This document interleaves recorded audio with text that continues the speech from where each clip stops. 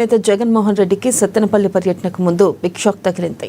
శాంతి భద్రతల దృష్ట్యా పల్నాడు జిల్లా పోలీసులు కీలక నిర్ణయం తీసుకున్నారు. జగన్ సత్తెనపల్లి పర్యటనకు అనుమతి నిరాకరించారు. తాము అడిగిన విధంగా పత్రాలు సమర్పిస్తే సత్తెనపల్లి పర్యటనకు అనుమతించే అంశంపై ఆలోచిస్తామని పల్నాడు జిల్లా ఎస్పీ శ్రీనివాసరావు పేర్కొన్నారు. కాగా ఈ నెల 18న సత్తెనపల్లిలో పర్యటించేందుకు జగన్మోహన్ రెడ్డి షెడ్యూల్ను ప్రకటించారు.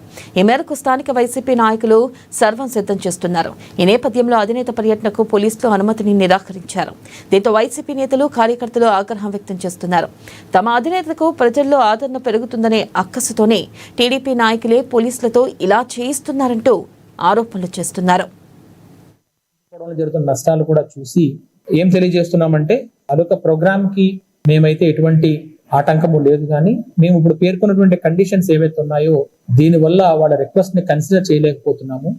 అయితే ఇప్పుడున్నటువంటి ఆ రోడ్డులోకి కాన్వాయ్ తో పాటుగా సెక్యూరిటీ కాన్వాయ్ తో పాటుగా మరొక 3 వెహికల్స్ ని ఒక 100 మందిని అలౌ చేయడానికి మాకు ఎటువంటి అభ్యంతరం లేదు. ఆ విధంగా అయితే చేయగలుగుతాము.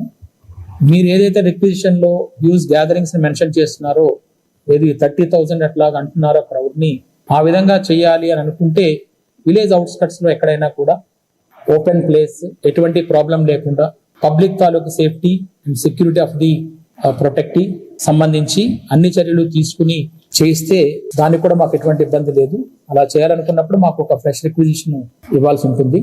అలాగే ఇటువంటి లార్జ్ గ్యాదరింగ్స్ ఏమైనా ప్రోగ్రామ్ చేస్తున్నప్పుడు మినిమం 7 days ముందుగా మాకు ఈ పర్మిషన్ అప్లై చేయగలిగితే మేము కూడా మెన్ మొబిలైజేషన్ కానీ మిగతావన్నీ కూడా చేయాల్సి వస్తుంది. చాలా పెద్ద పెద్ద ప్రోగ్రామ్స్ ఇప్పుడు స్టేట్ లో జరుగుతున్నాయి. ఈ ప్రోగ్రామ్స్ అన్నిటి దృష్ట్యా